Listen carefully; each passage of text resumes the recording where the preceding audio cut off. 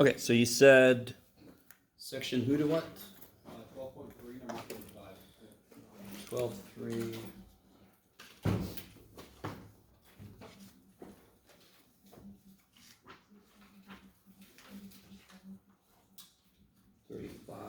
Okay. Let me change this over. Turn it on. That's always a good option. Oh, turn this dude on too.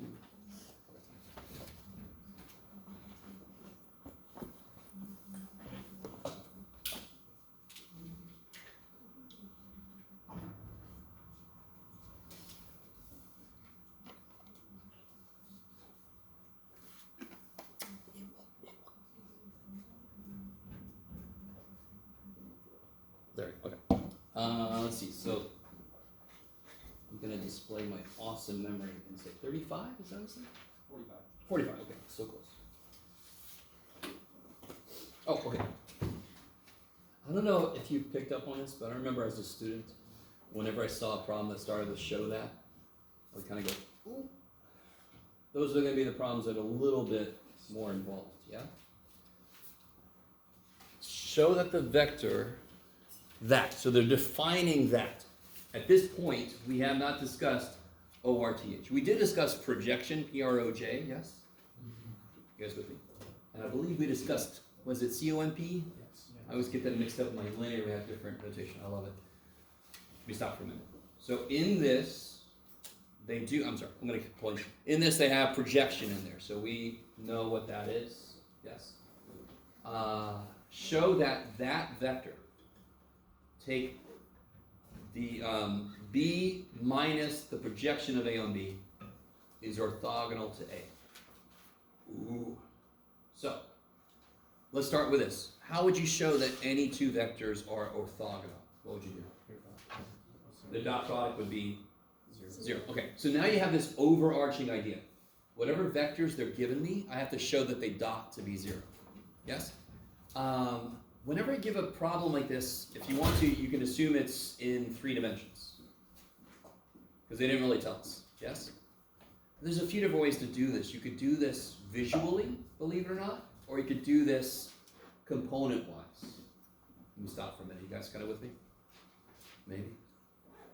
Let me see. I don't want to give too much away.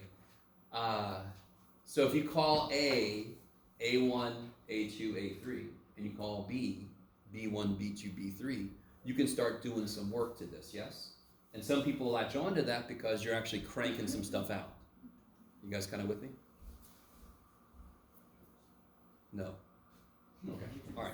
So, somebody help me out. Does everybody have, let me see where to put these. Here we go. Does everybody have this useful little dude here?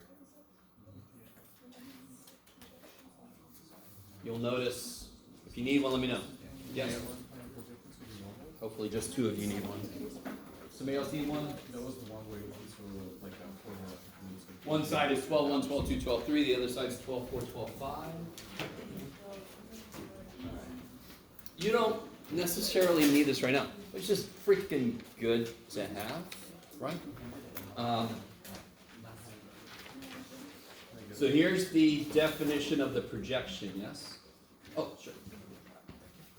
So help me out. Can you guys take this definition and rewrite it in terms of A and B? So I know the projection. How do you read this, by the way?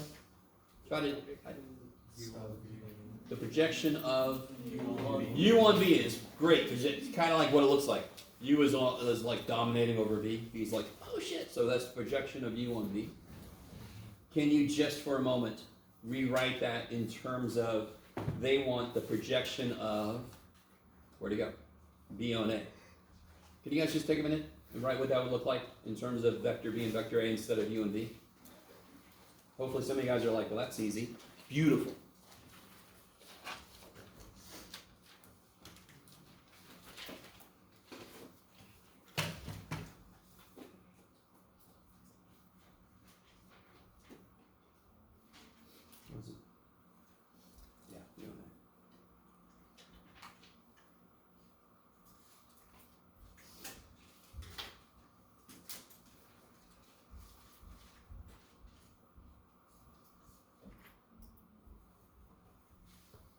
So wherever there's a V, what do you put in its place? A. Whenever there's a V, we're going to put a, I'm sorry, a V goes in A, a U goes a B. Yeah.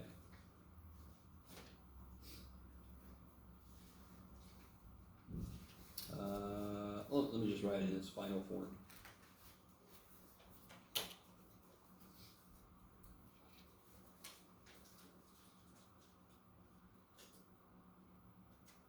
And they have defined a vector B minus projection A, B on A. Right, that's the orthogonal one they talk about in the problem, yes? So you can kind of throw all that mess in here. And what did we say we want to show? It's got to be orthogonal to A. So you could either do it this way, and if you do this, you actually don't need to define A1, A2, A3. You can actually kind of do it just with this. And I'll remind you, another good thing to look up and remind yourself about are the properties of, you can do it, John, vectors. So as you try to, you can try to work with this. Throw all this mess in here, yes? Kind of get it to a point, kind of simplify it a bit, and then, so that's one vector. That's the one vector they gave us, and it's supposed to be orthogonal to A. So what do you got to show? You got to show the vector you get when you throw that mess in. When you dot it with A, it's supposed to come out to be 0. Okay. Do you guys get the feel for what you're supposed to show? Now, real quick. To be honest, I'm just thinking about this off the top of my head. I'm not even sure if this will work fully, but if you want to see what this looks like, so if I've just got a vector B and I've got a vector A, the projection of B on A would be this. Now, where is, you guys with me? Where is B minus that? So so let me make this a little more extreme. Boop. Boom. So the projection of B on A, oh, that's just a straight line, would be this piece, yes? So doesn't it lie in the direction of A? Now, can anyone tell me? So if I look at this vector here, this is the projection vector, yes? Where is B minus that? So I've got B. Oh, let me see if I can make a drink. I've got B, and I've got the projection vector we're talking about right now. Don't put any there. Visually, how do you do one vector minus another? Yeah. So this B minus A, so the point, so isn't it here? I have done too much. I'm not going to say anymore. So if you were paying attention, I basically just did problem for you, goddammit. But, because I wasn't even sure, yeah, it totally works. You're trying to show what? That this vector they're defining right here, this vector right here, and they're calling it orthogonal of B on A.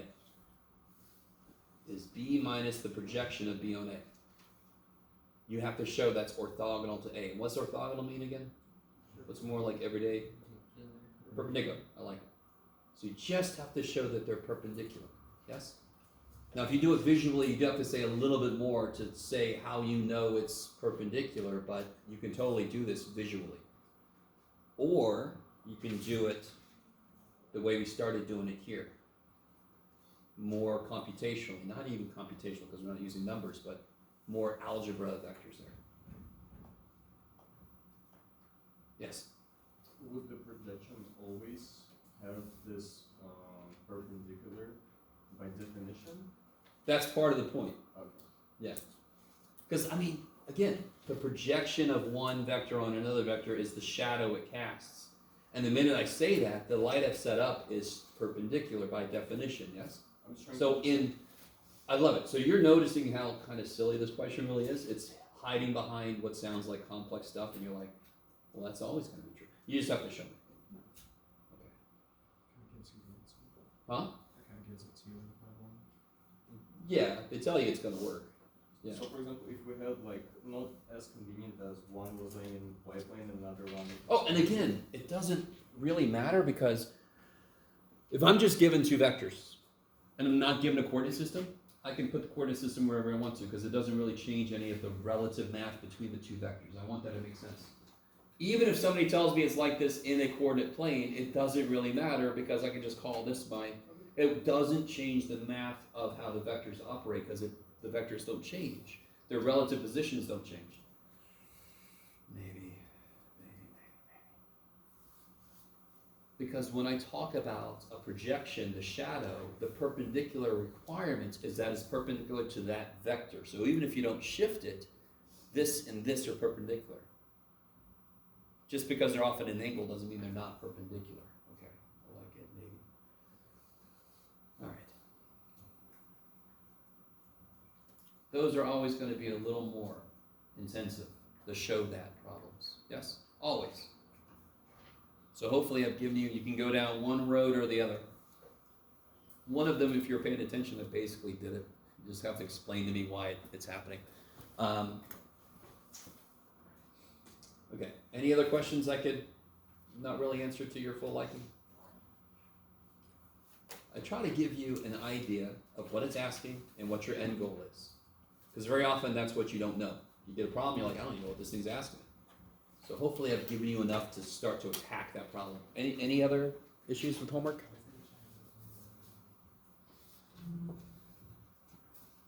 Okay, all right.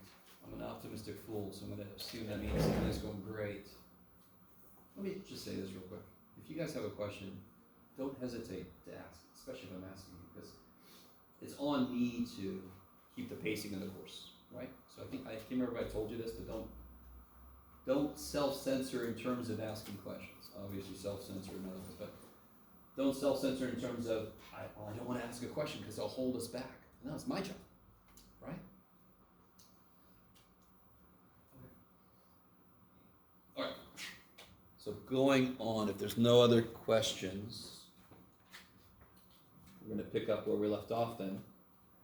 Okay. Hopefully, all right, because most of the problems in these sections are more basic about, so what processes do we know? What can we do if I give you two vectors? What can you do with them? This is a very wide open question. If I give you two vectors, We can add them. you can add them, Multiply subtract them. You can add, subtract them visually or component-wise, yes? All right, somebody else tell me something else you can do. Find the angle. Yes, find the angle between them, yes? What do I have to use to find the angle between them? Cosine times the length. But equal that to the what now? What? Yes, dot product. Yes, the dot product is the way that it's set up, it gives me a way to figure out the angle. Because what is I think somebody started saying it, it's the magnitude of A times the magnitude of B times cosine theta. And that makes sense because if theta is 90, the dot product should be, like we just said, 0. Because that would mean perpendicular, dot product is 0, means perpendicular, and vice versa. Okay, how are we doing so far? Okay. Now listen, I would never, this is a very wide open question, right? I'm just trying to get you guys to realize how much stuff we've done. What else can we do with them? Transform them. Yeah, cross product. And what would a cross product of two vectors tell me? Two vectors. Any two vectors in existence, as long as they're not collinear, what do they define? A plane. Cool. Which means they're missing kind of like that other dimension. So what's a cross product do? It finds a vector that is orthogonal to both, or perpendicular to both. I like it. You guys with me? So that kind of like gets me out of the plane that the two vectors live in. It's a way to break out of it. What does the magnitude of the cross product happen to be equivalent to? No. Yes? Area of a parallelogram. Yes. So if I look at these as two sides of a parallelogram, so repeat this side up here, repeat this side over there, I get a parallelogram, it's the area. Did we design it to be that way? No. It's a happy little, oh, look at that shit. So we define dot product to be A1, B1 plus A2, B2 plus A3, B3 plus whatever, as you guys with me? we then together proved that that equaled magnitude A, magnitude B, cosine theta. Yes? Happy coincidence, right? Cross product, we did very similar things. Same kind of idea. We defined it. I showed you the matrix kind of determinate way to do the shortcut so you don't have to memorize that A3B1 bullshit. Yes? You guys understand what I mean when I say that? What's the cross product look like? Can somebody tell me?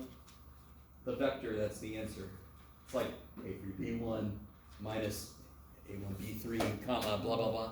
I never memorized that, to be honest. I just do the determinant.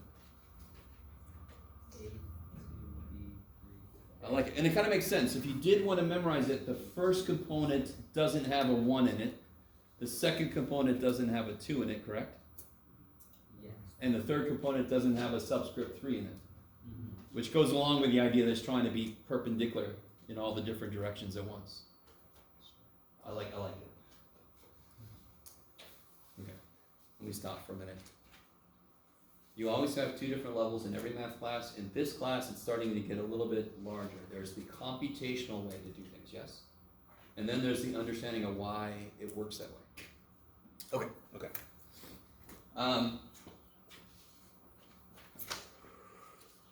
And then you got the little side note about projection. It's the shadow of one vector on the other vector, right? Okay. So I think last time we left off right before we started talking about planes, but I want to review lines for a quick moment. So kind of analogous to the way we do lines in 2 dimensions. In 2 dimensions, I just need a place to start and a direction to go from. And I got a line, correct? In actually n dimensions, I basically need the same thing. I need a point to start from and a direction to go in. Just the direction will now be whatever dimension vector I need to move through whatever dimension I'm in. Let me say that more in English. So if I say I've got a point,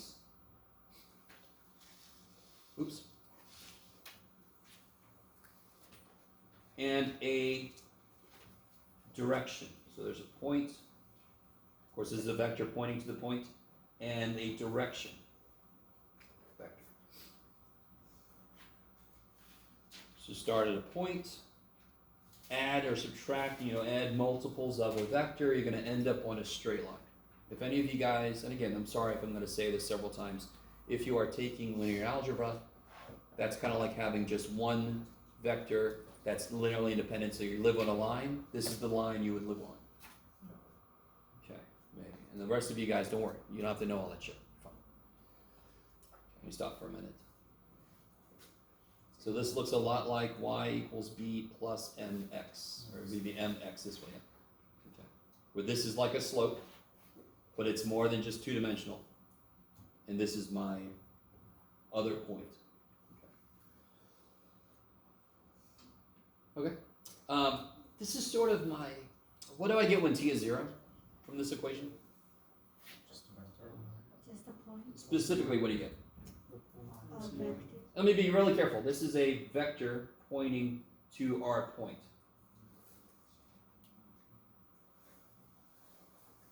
Okay. R not with the little vector symbol, that's a vector pointing to our starting point. So I have a starting point. I'm just going to do this in the plane of this situation. So I've got a vector pointing to it. And then I've got a direction I want to go in. So if I just keep adding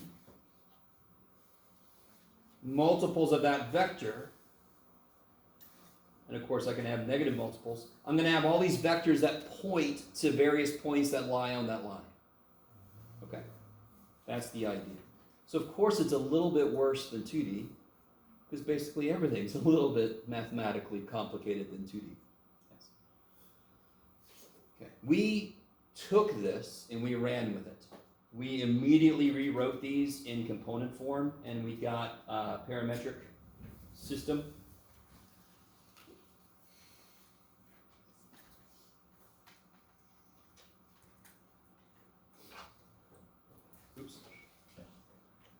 Where V is A, B, C, z. And R naught is x naught, y naught, z naught. So that's just kind of the same idea written in component form, bam, bam, bam. System of parametric equations, yes?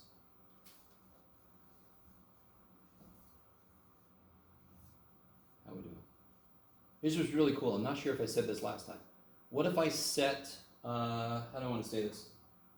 Yeah, if I set z equal to z naught, if I effectively, if z equals z naught, then this whole piece, this whole thing is 0 here, right? So if I just set z to be z naught, what do I end up with? Don't I end up with, if I solve for t, don't I get the equation of a line in 2 dimensions? Do you guys see that? I'm going to have to divide by a divide. I'm going to end up with b over a. I'm pretty sure I did that last time, but okay. So when you step up in dimensions, in 2D it's easy, because you move in one dimension and you only have one other dimension that has to react to that, yes? So my slope is 2. A 1 makes this react by double that. 3 dimensions, you have 3 directions that have to react. You have one direction that I can consider like the thing is moving, and then the other 2 directions have to react. So I can't write it as succinctly as we can in 2D. So that's why this is the best we could do in one respect. And then if I solve for t, I get these symmetric equations.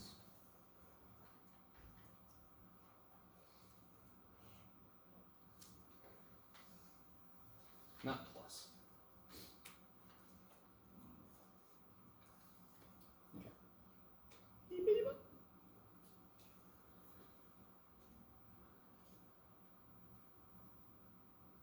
All right. So let's try a problem out real quick. Let me see. Yeah, here we go. Oops, sorry. So we got that business. The same thing I wrote last time. So, Yeah. No, not line segment. That's a weird little thing I told you about last time. Oh, here we go. Back to me. So I want to know parametric equations and symmetric equations for this line. Yes? Okay. So looking at number 6. I don't know if this is part of homework. If it is, you're welcome. So what 2 things do I need for the equation of a line? A beginning point. So which one of those is the beginning point? Does it matter? Nope. You just need a point on the line real quick, yes? Because I'm going to go both ways. I can get back to the other point, no problem. What else do I need? A direction vector. Does anyone see how to get the direction this thing is moving in? Yes, if you subtract them, you get the vector between the 2, yes? That's the direction it's moving in. So one way to look at direction is whatever the components are, they're what I add on every time I take a step in that direction, yes? So if I just subtract the 2, I see how much somebody added on to get from one point to the next point. That's the direction vector. So let me do this a little more visually. And again, I'm not going to try to graph this in 3D. Today we're going to have an exciting time attempting to graph something in 3D. And then giving up, but we're going to at least try. Okay. So if I am in the plane of these 2 points, yes? If I subtract the 2, don't I get the vector that connects them? Which is automatically a vector that I can use for the direction vector. Yes? You guys with me? If the slope was 1/2, am I wrong to say the slope is 4/8? Technically, I'm not wrong. You guys see? So some of you guys might realize there's an infinite number of points. What if somebody gave me 2 points that were closer together? Who cares? I would just get a multiple of b. In that case, like a 1/2 of it or something. It still tells me a direction, yes? If you really wanted to, couldn't you make that a unit vector? And then it truly is just a direction, yes? I don't know if you guys. All right, so the way it is right now, if I call the distance between the 2 points my direction vector, If I start here, how many steps do I take to get here? So I'm going to start at R naught, and I want to know how do I get to R, R naught, how do I get to R in this case?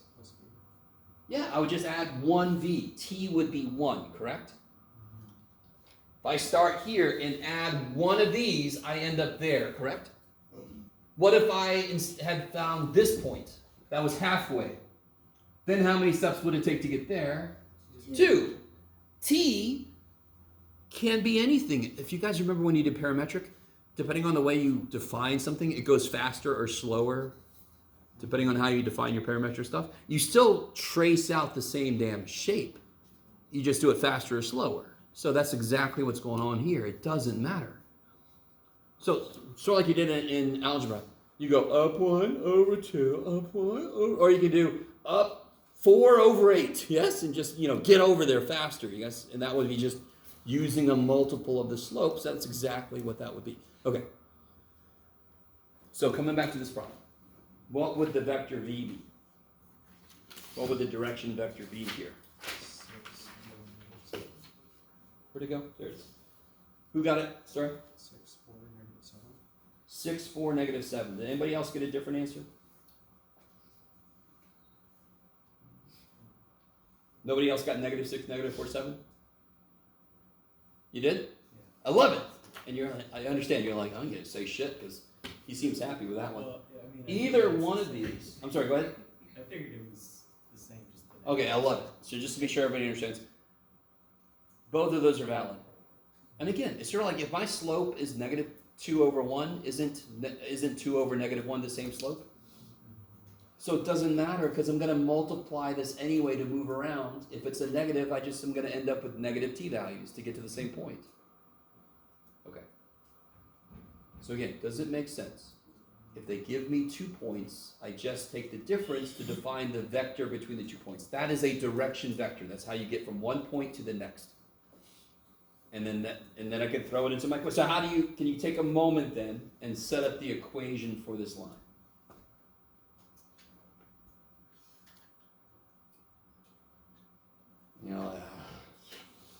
Sure. You have some options. Yes?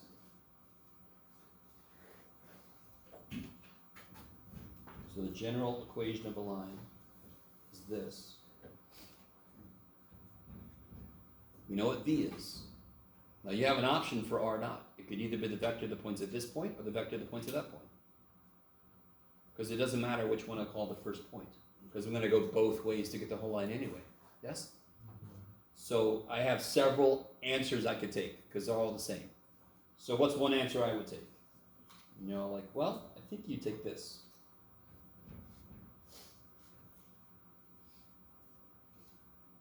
What's one answer I could take?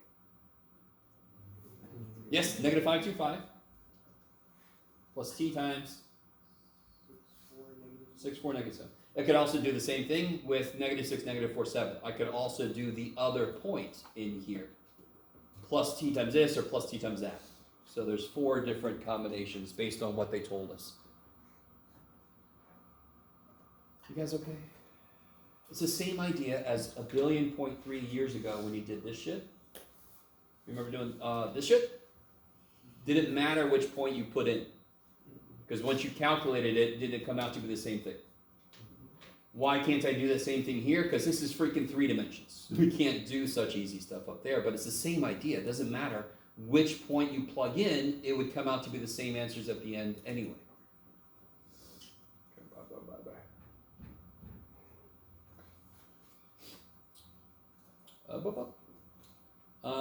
Okay, let's look at these real quick. What about 7? Is that fundamentally different from 6? 7's kind of nice because one of the points is just 0, 0, 0. That kicks a lot of ass right there. 8 is exactly the same problem as 6, but what's the only kind of difference? More fun now with the decimals. Yeah, just more math. I mean, well, one thing is the decimals. Oh, I see. I'm looking at this wrong. I thought it was 4D. I was excited for a second. It's just decimals. Who gives a shit about decimals? Did they give us any 4D? No, they suck. But I could do all the same work in 4 dimensions, in 72 dimensions, yes. Okay. Most of these look to be the same. Let's see. Ooh, this is nice.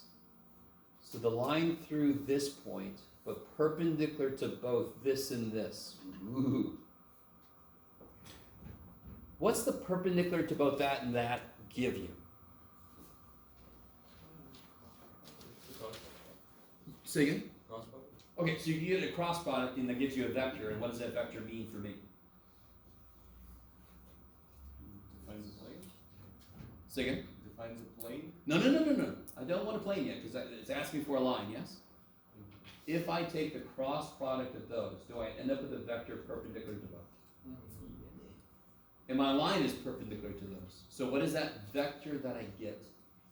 What does it tell me about the line? What The direction vector. direction vector would be V.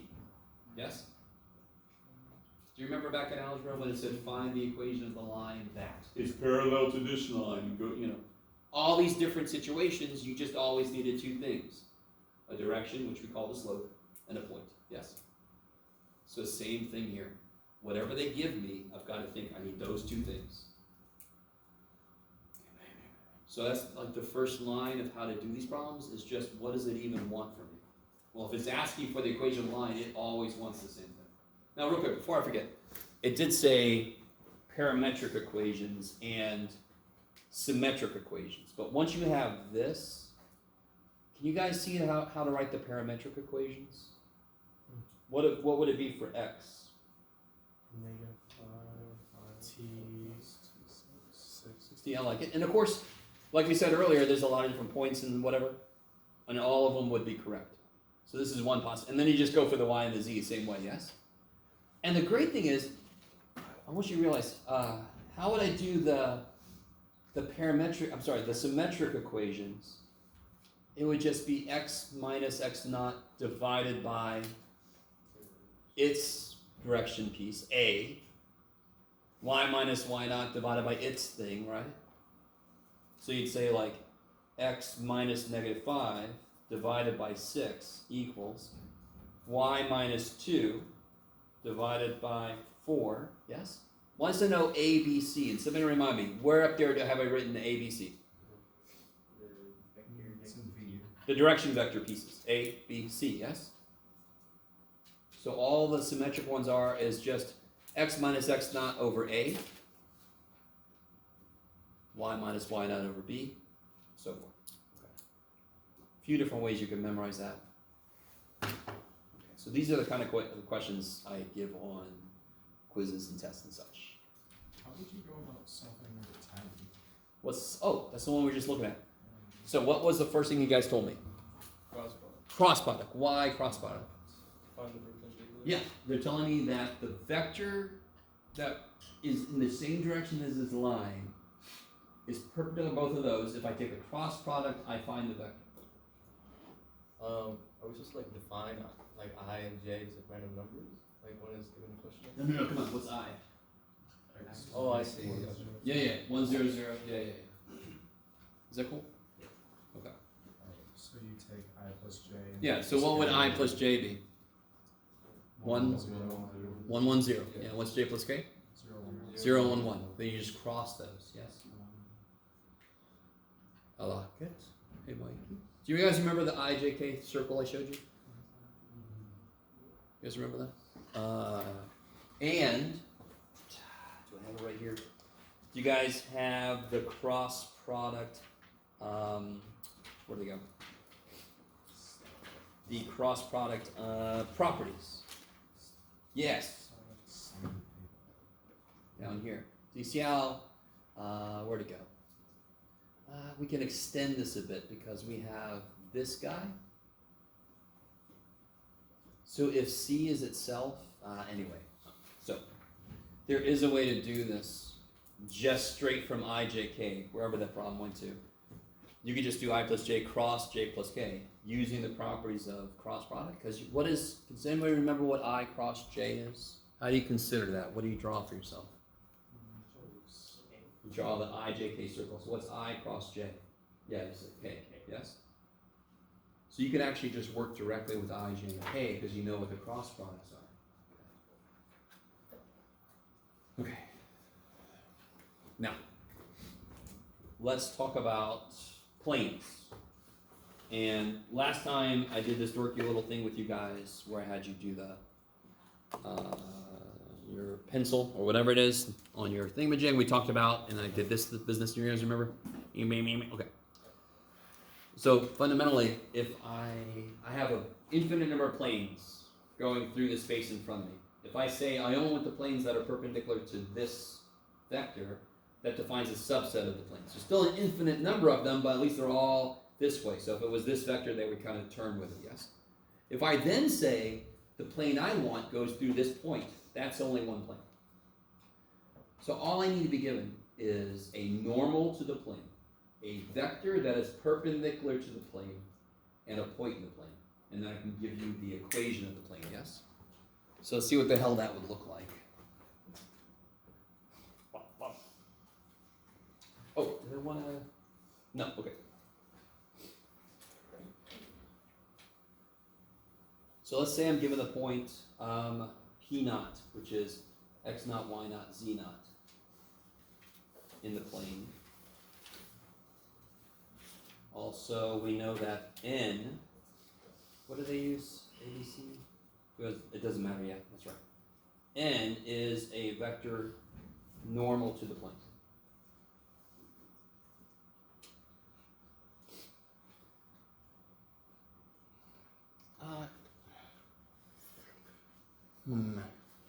No. Okay.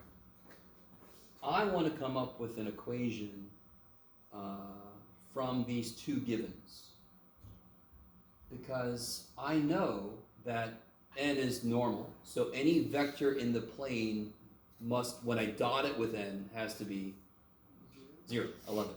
Now, here's the problem. Well, it's not really a problem. I really want you to see this. I'm given x naught. Those are numbers. X naught, y naught, z naught are numbers. So I must have a generic point in the plane that I consider. So I was hesitating on whether to do this. Do you guys remember how to create the equation of a circle from the definition of a circle? What's the definition of a circle? Does anyone know? All the points that are equidistant from one point. So Kick ass. Cheers. Especially because you use one of my favorite words, equidistant. So it's all the points that are equidistant from a given point. Doesn't that sort of sound like this? You know, it's all the vectors that are perpendicular to a given vector, right? Containing a specific point. You guys kind of with me? So it's kind of the same feel. So, real quick, side note. Don't even write this down, but this is important to know. I'll use U. If I want all the points that are equidistant from a given point, HK, don't I have to, this is the key thing, I almost want to stop here. I have to give myself a generic point that's one of those points. So what is the point XY? Is it necessarily where I drew it? No, it represents every point on the circle, correct? So I have to give myself that generic point. Yes? And then if I continue, what is the distance between x, y, and hk? What's the formula for it? I don't know. X minus h. Yes, x minus h squared plus y minus k squared, square root. That's the distance, correct? And if we call that distance r, okay, and then you square both sides. And that's the equation of a circle, correct? You guys with me? That seems really simple. You guys must have seen that sometime. That's why it is the equation of the circle, because it comes from the definition of the shape. What's the definition of a plane that we're working with? A collection of all the vectors that are orthogonal to a given vector that includes a certain point. Yes? So I want to give myself a vector that is in the plane. Right? Let me say it like this. I'm going to give myself a point that is in the plane, x, y, z. That is just like this point. It is every single point, because I didn't identify it. It's just x, y, z. Can you give me a vector in my plane now that I've given myself that to work with? So what's in my plane? What do we know from what I put down here is in my plane? The vector M. No, n is not in my plane. It is definitionally normal to my plane. Yes? It is orthogonal to my plane. And it's like pointing at it? Yes. Okay. That was this thing where I had you do this. That's normal if it's so you gotta love the fact that we have perpendicular, we have orthogonal, we have normal. You guys remember in Calc 1 you had tangent lines, of course, you remember? How many times did you calculate a tangent line? A lot. But every now and again you had a question that said, now find the normal line. And that was the one that was perpendicular, yes? Okay. So we say a normal vector has the property that is perpendicular to some other vector. In this case, perpendicular to a plane. Stop from there. I love you guys. So based on what I've told you, what 2 points are in the plane we're talking about? X naught, y naught, z naught, and x, y, z. Good. So can somebody give me a vector that is in my plane? X naught minus X, or X minus X. Yeah. So it'd be x minus x naught, y minus y naught, z minus z naught. Isn't that vector in the plane? So here's what I'm talking about. Here is the point x naught, y naught, z naught, and here's the point x, y, z. Here's the vector pointing to it. Here's the vector pointing to it. If I subtract those two, don't I get this?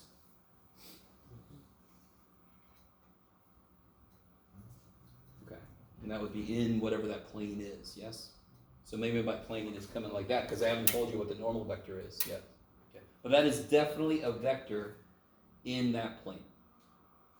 So what should I get? So let me give us some definitions here. Let me call R xyz vector. That would be this vector here.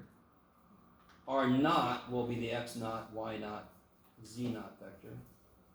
That would be this vector here. So what we just calculated was R minus R naught.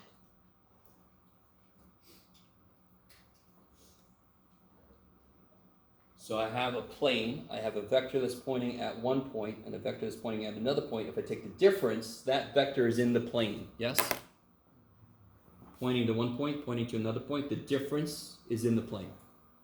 So what must be true about that vector, R minus R naught, and N? By definition. Their dot product is 0.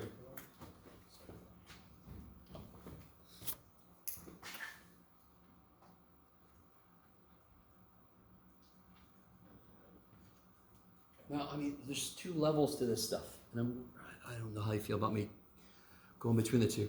You have that, which is very difficult to latch onto, and then you have the idea that we're doing exactly this. We're just using the actual notation to talk about what I talked about here. It's the same idea. So if I take the normal vector and I dot it with any vector in this plane, I should get 0, and that's the definition of the plane. Because what does R naught contain? What is R naught pointing to? That given point that's in my plane. So I must be talking about that specific plane. It can't be this plane because it doesn't have the point that I was told. Okay. Yes. Isn't R minus R0 is going to be just a line, not a plane?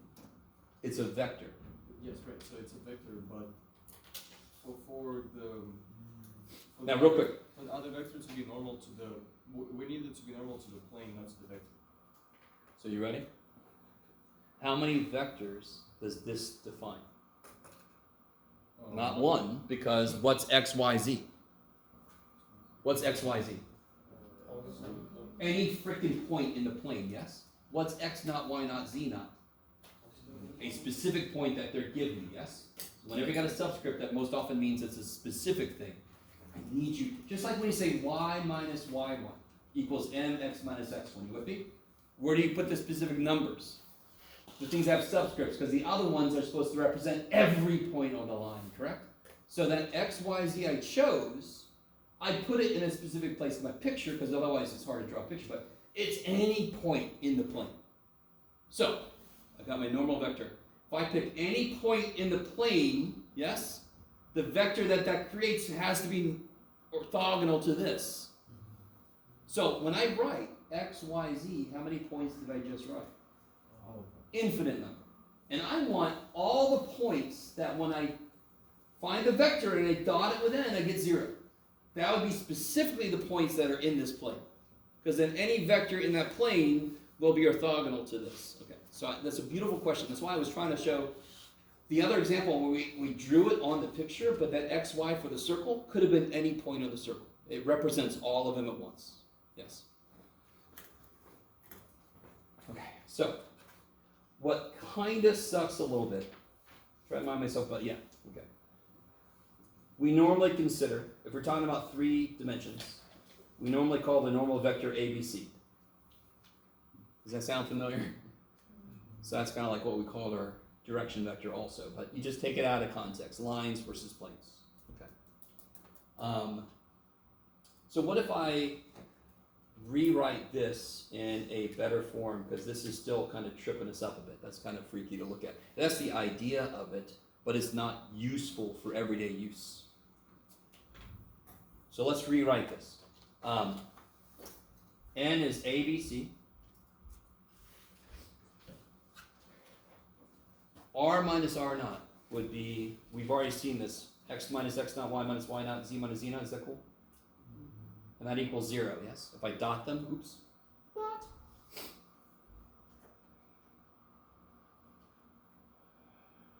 Now if you do this, we're going to catch up with what we did on day 1, to be honest.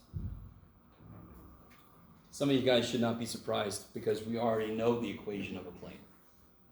But we're just finally catching up to it. I don't know who did this, by the way. Let me do this. Can you guys go ahead and dot that out while I rearrange things?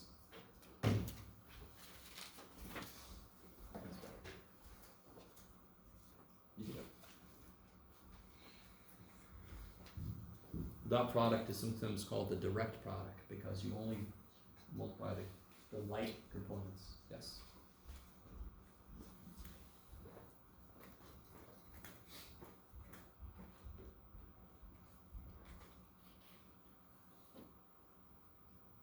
At this point, you have to love dot product.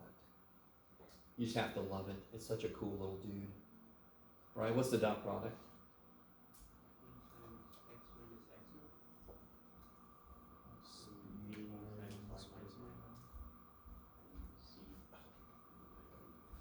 And if I collect ax naught, by naught, and cz naught, if I collect them all, and just call those d. So d equals ax naught plus by naught plus cz naught. Does everybody agree that's just the number? X naught, y naught, z naught are numbers. A, b, c are the numbers from the normal vector. Yes? And this is where we started. This is one of the first things I talked about was 2x plus 3y minus 4z equals 7, that's a plane. So we sort of finally caught back up with that. Okay, let me stop for a minute.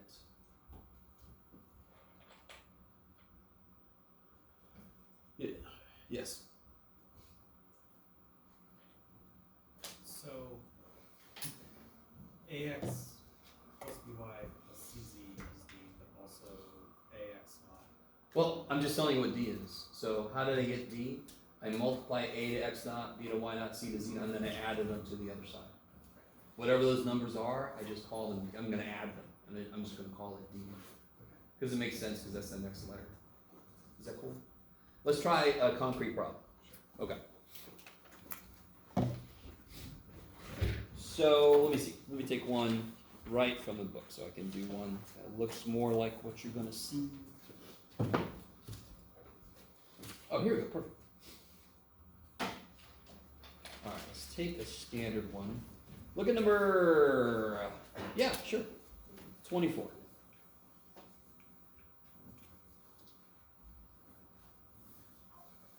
Can anyone tell me what A, B, and C are?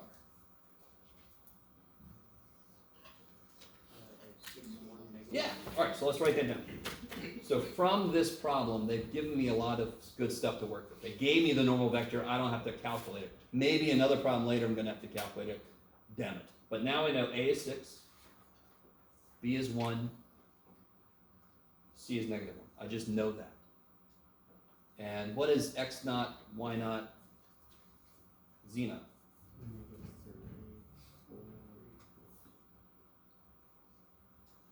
4, and z naught is 2. So do you see how now it's just plug and shove? Maybe? What's the general form of the equation of a line, of a plane? A x minus x naught plus b y minus y naught plus z minus z naught equals 0. Okay.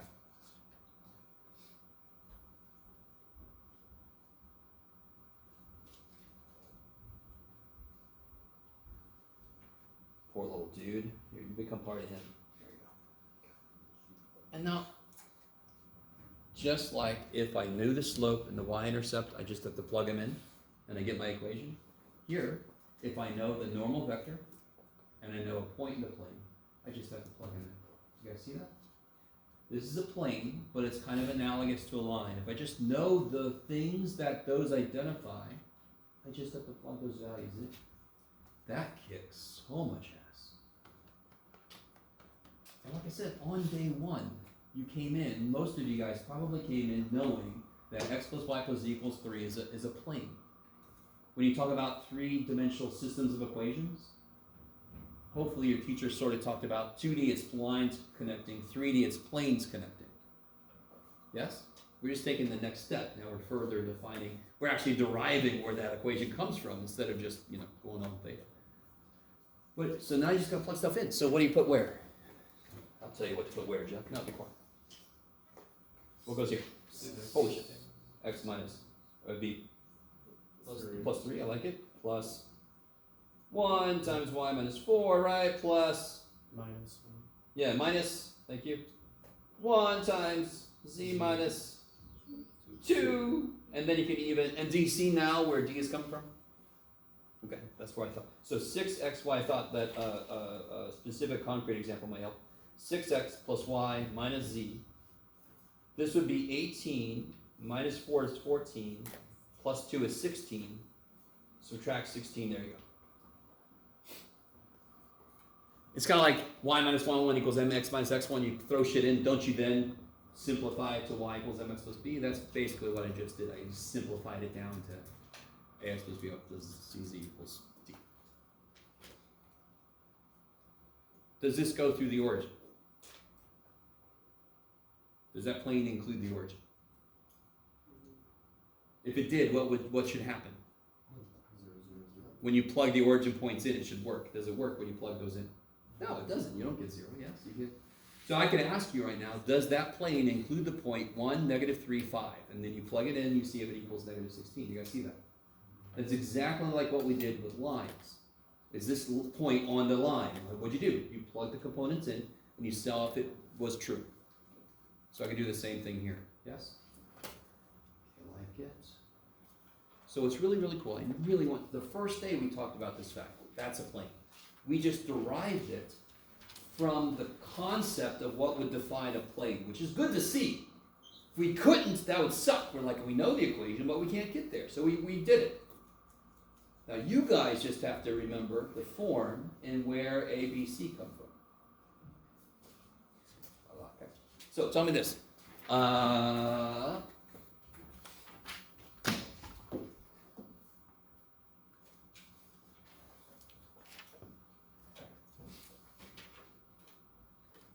What's the normal vector? 2, Yeah. 3, 11. Holy shit, that's really strong thing to know. That's really a good thing to know that you could just pluck off of the damn thing. Just like, if I y equals 7x plus b, what's the slope? 7. Because it's in the right place. Same idea. It's almost too good to believe. So, let me see if I can get 2 people to help me out real quick. Can 2 people? Very easy thing I want you to do. Can you help me out? Anybody? You're all like, screw you, man. I don't know what you want from me. I'm going to do your test already. It's enough. Nobody can help me. You'll help me quick. Can you bring pencil and a piece of paper? Can you do the same? Thanks, man. Come on. Pencil, piece of paper. Yeah. Punch paper.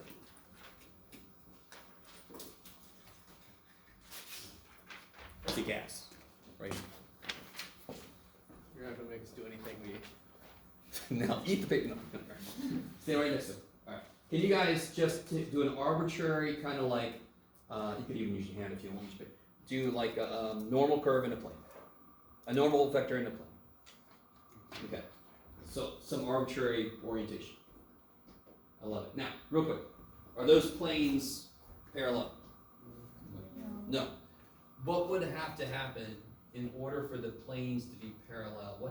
If you just say, oh, the points have to be equidistant, can you imagine how difficult that would be to actually prove?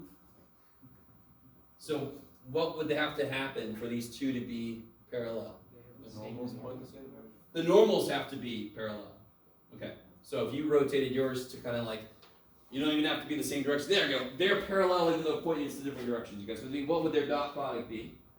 Zero. I love it. So if the two normal vectors of two planes, if their dot product is zero, I want to say this. If they are parallel to each other, so if one is a multiple of the other one, they are parallel. Next thing is, how do you check to see if two planes are perpendicular to each other? Again, what component are you going to use? Yeah, so can you guys make perpendicular planes? All right, there we go. See? Yes, Yeah. yes. Okay. Even just look at the planes, that looks right. But a plane is an infinite number of points. It's insane to try to check all that shit. What can I instead just look at? What's true about the normal vectors? They're perpendicular. Okay, good. Thank you guys. I really appreciate it. You get it. My appreciation. You can't buy too much with that, but. All right, real quick. Does that make sense? So that knowing that the definition of a plane includes a normal vector. Then if I know the normal vector, I can very easily tell if it's parallel to another plane or perpendicular if I know they're normal vectors. Does that make any sense? So real quick, this is a nice easy one. Is this plane and this plane, are they parallel? No. What's the normal vector for this plane? 0, Zero. One. One. Negative 3 halves. That's 11 over 2. Plus and 11 halves, yes? Is this a multiple of that? No. Yes. Isn't this one just that one cut in half? Don't these point in the same direction then? If you took a cross product of these two, what would it be? 0. I love it. Okay, maybe. Dot product has what trig function in it if you write it in that magnitude way? Cosine, and that's why if it's 90, it's 0 because cosine of 90 is 0. Cross product has what trig function? Sine. So therefore, if they're the same or 180 apart, what's the sine of 0 or sine of 180? 0. So the cross product for two vectors that are parallel is 0. But the easier way is this: they have to be a multiple of each other. Then they would be pointing in the same direction. Are you guys kind of with me? How would I create a plane that is perpendicular to that first plane?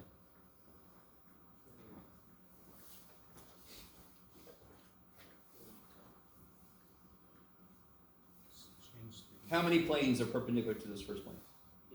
Infinite number. So I could ask you this instead. What normal vector for a second plane? What would N2 be so that the second plane is perpendicular? How could you figure that out?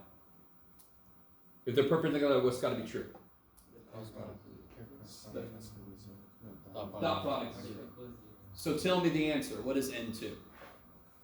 It's ABC, whatever, or DEF, whatever you don't know. So let's call it something. And then what do? You just dot product set equals 0.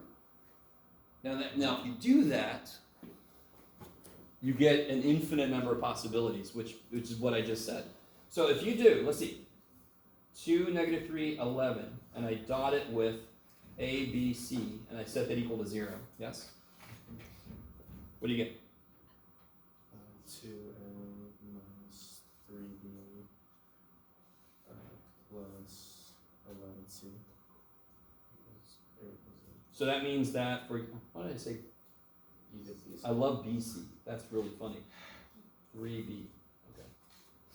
So that means A would have to be 3B minus 11C over 2. So for any two for anything you choose for B and C, you could figure out what A is. And that kind of coincides with, for any given plane, there's an infinite number of planes that are perpendicular to it. Yes? Okay. So, the fact that it's defined by normal vector makes things like, are they parallel, are they perpendicular, a little easier, because then you can just focus on their normal vector. That's their defining quality. Okay. Maybe. Oh. Okay. So, I think that basically finishes this up. Let me make sure there wasn't anything else I wanted to say. No. Kick ass.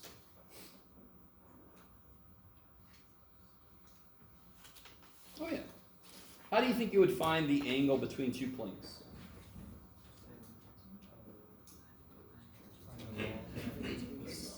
Treat the planes as vectors. So real quick. So here's one plane, yes? You use the dot product. Yeah, and here's the other plane. I'll catch up to you, I'm sorry. Yeah. Sure, John, whatever letter you want. So what's the normal vector for this first plane? ABC. What about this for the second plane? EFG. And I just said, how do you find the angle between the two? Well, now it just becomes, how do you find the angle between the two normal vectors, yes? So again, it's kind of neat. The fact that a plane is defined by a vector and a point, but all I really want is a vector in terms of orientation related to another one. If I just take one guy's normal vector and the other guy's normal vector, the angle between the planes is the angle between their normal vectors. Just like we had up here when you guys were up here trying to turn it, so when they were parallel, the angle between the normal vectors was 0, or 1/8, yes? If somebody started to do this, doesn't the angle start to increase? Yes, until it becomes 90 degrees, yes? So if I want to find the angle between two planes, I just need their normal vectors, and then I do all the same stuff we did before to find the angle between two vectors. And I'm hoping by this point, if I ask you to do that, that's relatively simple. Okay.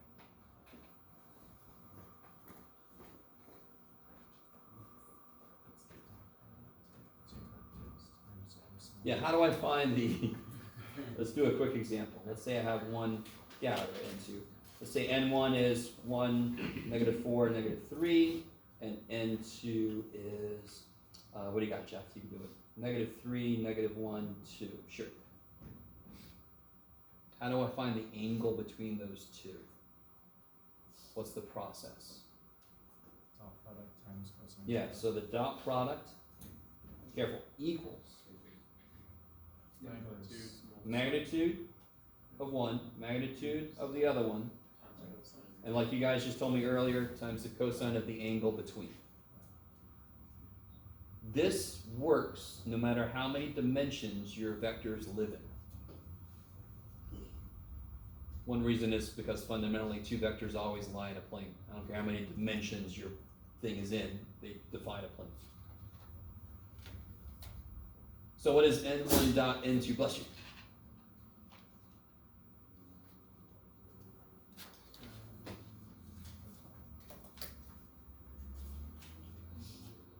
-5. Yeah, I got -5.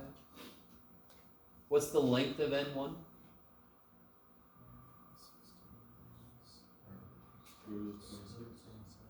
Yeah. And the length of N2? Square root of 15, I like it. And then you just have to divide, take the inverse cosine. Are you guys with me?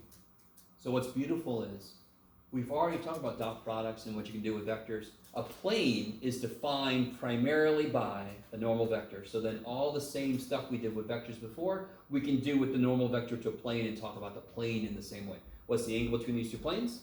It's the angle between the two normal vectors. Same work we did before. Okay, maybe. And then I almost don't care what the answer is, but can anybody do it? Inverse cosine of all this business?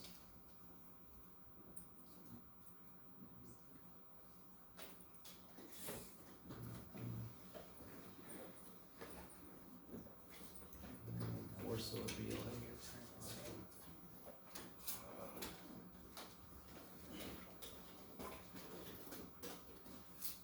If I had to guess, I'd say 98 degrees.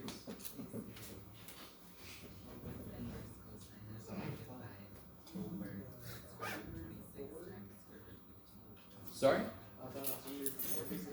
Oh, okay. I feel pretty good. Roughly 104 degrees? Okay.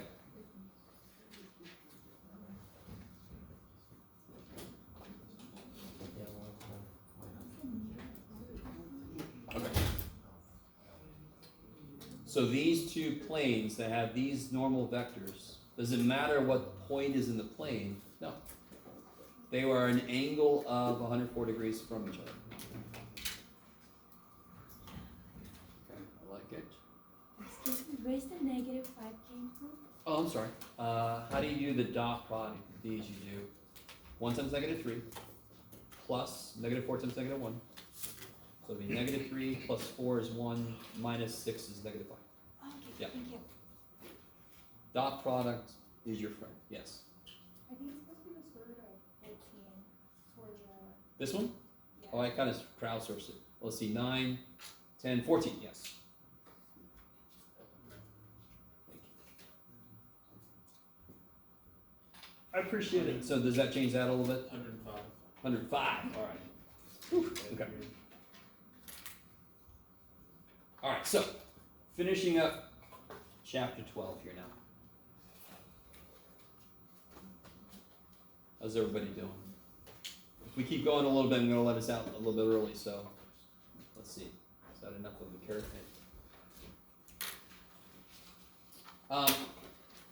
So in section 12.6, let's do a specific example. I already sort of talked about cylinders. So basically what a cylinder is, if I say z equals x squared, I can draw what's called the trace of this in the xz plane, let's say. So all a trace is, it's kind of like a cross section. So trace doesn't have to be in an xz plane, it just has to be in some plane. Normally it's parallel to one of the main planes, so it could be any plane parallel to xz, so forth. What would the trace be of z equals x squared in the xz plane? How do you guys feel about that question? It's just a parabola, yeah. So if I have z and x, that's the xz plane, it would just make a parabola, yes? So, does that trace change if I let y equal 1? So it'd just be this, and I would just move along the y-axis and repeat it in both directions, yes? Y is negative 1, so forth. So that would just make, this is probably a good time to bring up the 3D little help. I'll get there in a minute. So I just repeat this shape forever in both directions, yes? Yes, in fact, let me see. Do I have this set up? Ooh, look at that. No, I don't want to go there yet. No, I don't want to go there. Let's just do, yeah, let's just do, come here.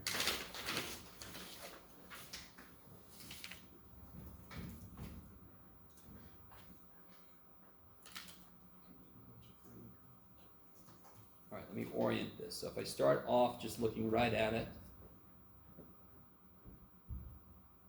that's the trace, yes?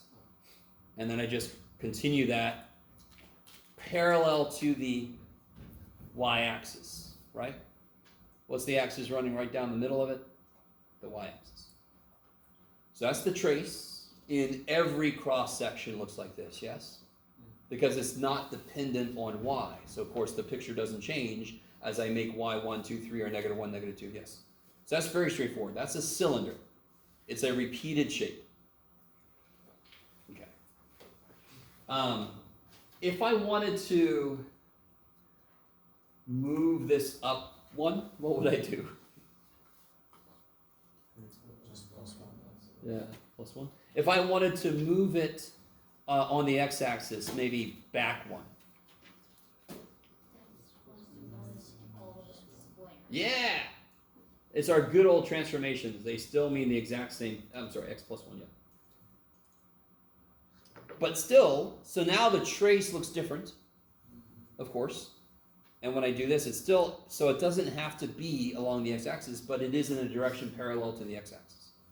So it's a trace in one of the main planes that is repeated parallel to a line, in this case, the x-axis.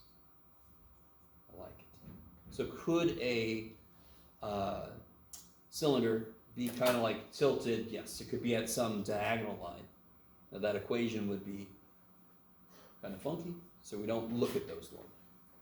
Not at this level. How do you feel about that by itself? So let me ask you this. What if instead of plus 1, I put plus y? What would that do? So let's think about it. Let's come back to the paper before we do it on the computer. What if I had z equals x squared plus y? What's the trace look like in the xz plane? So I'm gonna graph several traces, and here's how you do it. I'm gonna make an xz plane, but I'm gonna somehow do several traces in it. So if y is 0, I of course get this picture here, yes? Okay. I'm not being very specific with my scale because that's not the point at the moment. What if y is 1? Yeah, so this is y equals 0. If y is 1, then I get this picture, yes? So imagine what I'm talking about. And this is sort of like what I did the first day, I think, with the lines, and I showed you. I don't know if you guys remember.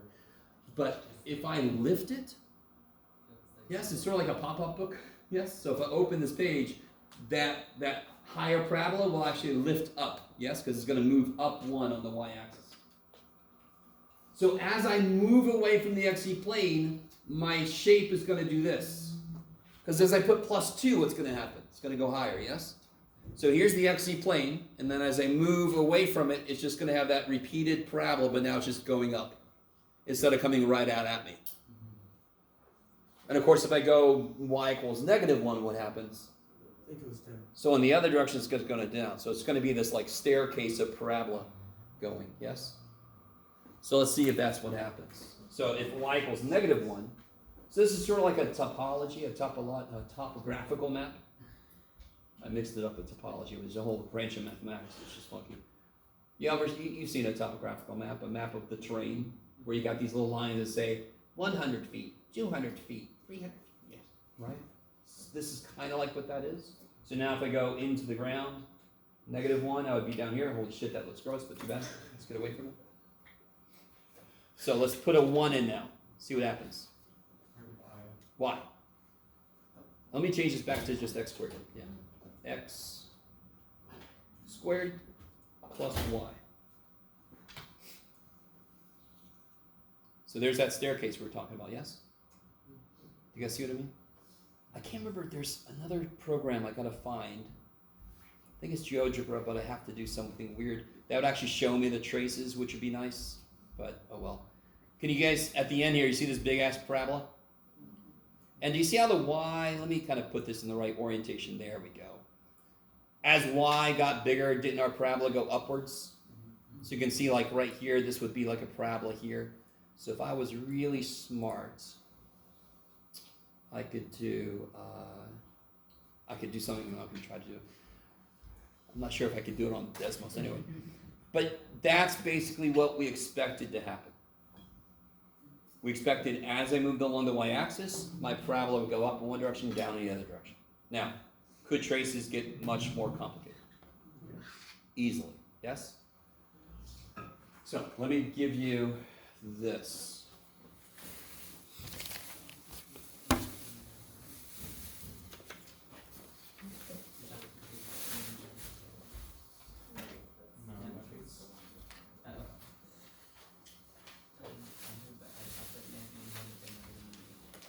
Sure.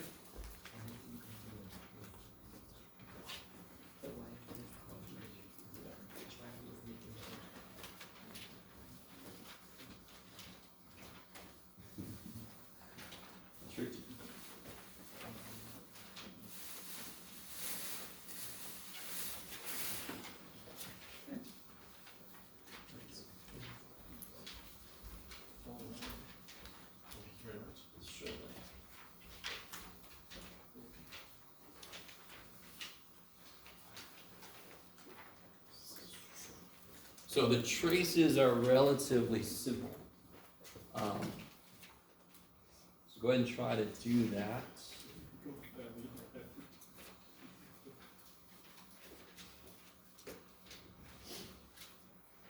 So traces of the surface placed in the YZ plane. So cylinders are specific surfaces where it's just completely repeated. It's not at some weird orientation. If I have all three variables present, I'm going to get a general quadric surface. So we're going to look at what those could look like. Now real quick, we talked about this earlier. When I get to the z equals number, what kind of picture will I get? Hyperbola. Yeah, that's what we talked about earlier, right? Okay. So let's see if I can find that. That would be great. Maybe.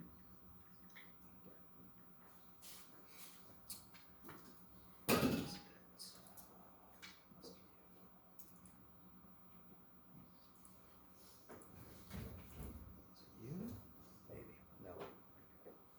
Sort of, maybe. Let's see.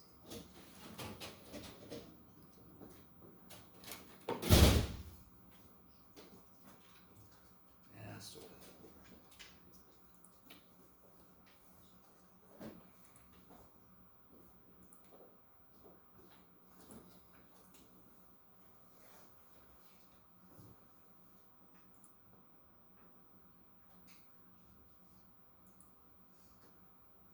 This is here. Things is not quite right. Let's see.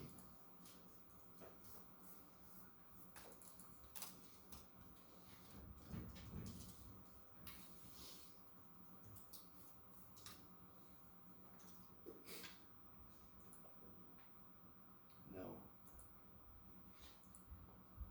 Yes. Sorry. Very excited. That's perfect. Okay. Stop. Okay.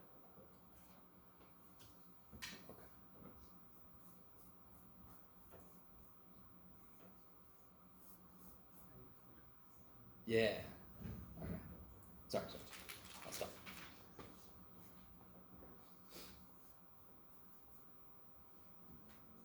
So, do you guys notice, of course, if you're talking about X and you're talking about Y, the negative inputs will be the same as the positive because they're squared, right? So, if you set X equal to -1 or 1, what does your equation become?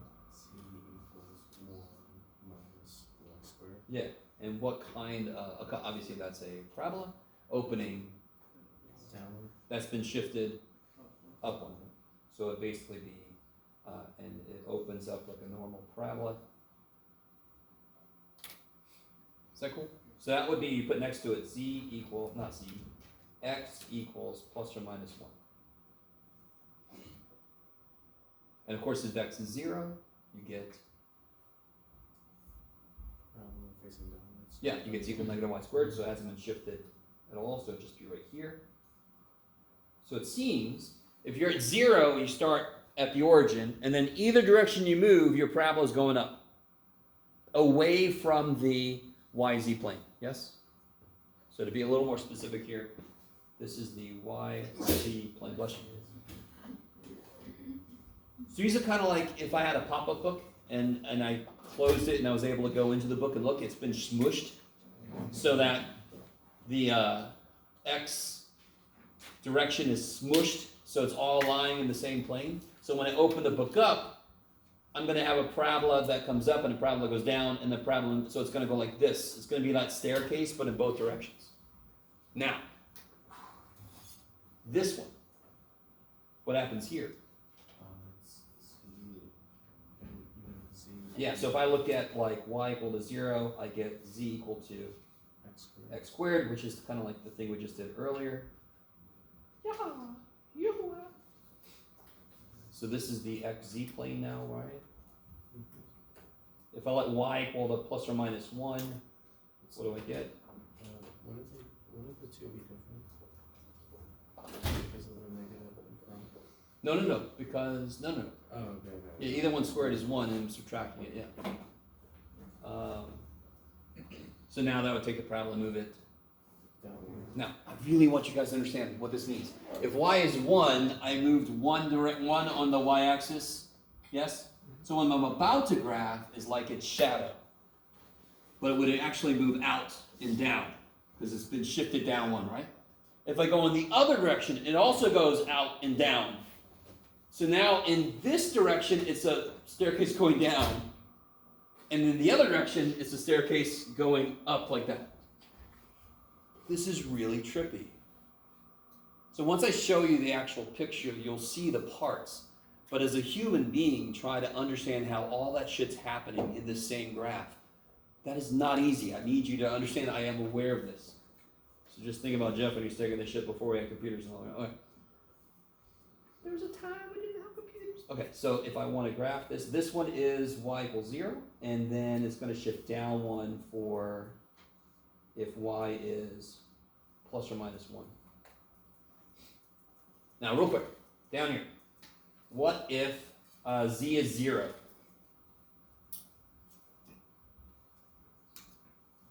What do I get? I get x squared minus y squared equals 0. Does anyone know what that means? X equals y. Yeah, it's x squared equals y squared. Does not mean x equals y, plus or minus, or y equals plus or minus x. So it's basically just the diagonals, yes? You can do it, Jeff. Can you? I don't know. You just have to connect the corners, Jeff. Who gives a shit? Okay. So this would be, these two are z equals 0, yes? That's trippy. What if z equals 1? That would be this, yes? That would be a hyperbola sitting on which axis? Who remembers how to see this? Which thing is it not going to have intercepts on? Which axis will it not have intercepts on? Y. Which one? Sorry? Y. Why? Because it's got a negative, yes? So it can't, y squared negative can't be positive 1. So I'm going to be sitting on the x-axis, and it sort of is like this. What if z is negative 1? You guys see what I have to do here? For a hyperbola or an ellipse, they have to equal 1, correct? So I'd have to multiply both sides by negative 1. That would actually make my hyperbola sit on what axis now? The Y. The y-axis. So it would be like, this is It's a trippy. really trippy shape. Now, can you imagine, I'm not going to make you do this. I was sort of thinking about making you do this, but considering how little time I have left, I'm not going to make you try to do all this. But just to kind of show you really quickly, which means, if I do this quickly, then I'm probably going to do the best job, yes, of course. It's like the best freaking I've ever done. Okay. In the, really quick, we're not going to do this. In the in the YZ plane, which is this plane here, can you see how I can try to see the YZ plane? It would have a parabola here, there, and you can do it, Jeff. It's really trippy. Is that right? I think so. And it would also have, if I make x equal to 1, which moves forward 1, it would have a parabola that was up 1 from there. Now, can you imagine trying to continue what I'm doing in all the different directions? No. So, this is much better. Nowadays we have these crazy ass things, yes. Here is the picture of the equation. Z equals x squared minus y squared. If I look at it this way, don't I have my downward facing parabolas? And do you see how, as I get further from the origin, don't they go up? What do I have going the other side, this side? Don't I have my up-facing parabolas? Do you see the upward-facing parabolas? Do you see that? Upward-facing parabolas, yes? And as I move away from the origin, they go down. Exactly like we said on the traces, yes? Now, the weird one is, if I try to look at this from the top, it's probably not going to be that great. No. God. Well, yeah. You can see that. It's just harder. No, wait, I got it. Jeff, you're so silly. This is the easiest one to do, dude. Watch this. You ready? Watch this picture right here. Bless you. it's gonna scan. Alright, do you see how it changed? Let me do it again. No, everything changed. God damn it. This is a silly thing it starts with. Old man with computer, hold on. Okay. As I scan it, it's going to graph all the traces. So this kind of is nice because I told you a trace is like a cross section. So it's sort of like I'm doing this weird, is it a CAT scan of this thing, taking layers. Do you see how it's hyperbolas on the y-axis? And then it shifts to hyperbolas on the x-axis. Exactly like our traces said, yes? Neato. Now this nifty thing, can anyone tell me what does that look like? Like that, like this, the horse? Saddle. So this point right in the middle is called the saddle point. Ooh, because math people are very creative. This looks so much like a saddle, but do you see if I go this way, the slope is positive? And you see if I'm at the same point and I just rotate, the slope is negative now? Later this semester, we're going to focus on the calculus of these 3D objects. Jeff, I can't wait. But it's because if I'm hiking, I could turn this way and have an upslope, and I could turn this way and have a downslope. It's exactly the same thing. Okay. I like it. Last thing, and then I'll let us out. I told you I let us out early, a little bit. Two last things. I want to point out the general form of a quadric surface, and that's what they're called, quadric surface. Here's the general form of a quadric surface. Not surprising, right? I can have some x, y, z squares. I can have some cross terms, x, y, y, z. And then I can have some stuff by itself, and then I can have a number, yes? So for the ones we did, a lot of these were zero. I didn't have any cross terms, yes? So if I'm you, I'm hoping some of you guys, and I have some links up in Canvas, we'll go to like GeoGebra or something, and just, or Desmos 3D, just start making some freaking equations up, and just see what the hell they look like, right? So, the absolute last thing, just a little preview of what we're about to get into. What we're about to get into are called space curves. So far, we've been talking about lines, and if I just give you a line, can you tell me how many dimensions it lives in? No. Because it can live in 80 billion dimensions, and it still is just the idea of it's just a line. But it kind of like lives in 1D, no matter how big the space it kind of lives in is. Right? It's just one dimension. Yes? A space curve is one that's allowed to twist and turn and curve and explore the whole thing it lives in. You guys kind of with me? So we're going from these straight lines to these curves, but when I curve, I don't just curve on a plane, I also can curve out of the plane. Yes? So all a space curve is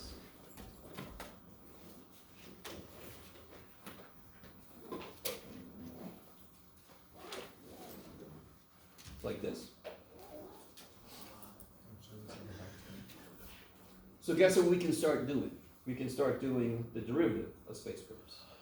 And what do you think the derivative of space curve would be?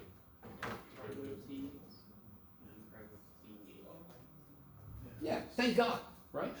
So we can inherit, since every element of the space curve is a function, we can inherit just the normal derivatives of functions. We can integrate them, right? But since it's a vector, I can also dot product too. I can also do all kinds of other things. Yes? Okay. I think that's where I'm going to have to stop, unfortunately. All right. Next quiz, by the way. What is today, Wednesday? Yeah. Let's have a quiz on 12 points. What did we do? We did 12 on 12.2 last time. Yeah. Let's do 12.3, 12.4. That's dot product and cross product. Yeah, our next test. All right. Let me make this a semi-democracy. Monday or Wednesday. If it's Wednesday, I'm going to throw 12.5 in. Monday. You can tell I wanted to do a 12.3, 12.4 Monday. That's how I made you guys agree with me. All right, guys. So quiz on dot product, cross product. Nothing tricky. Just straight up, can you do it? Okay. Yes.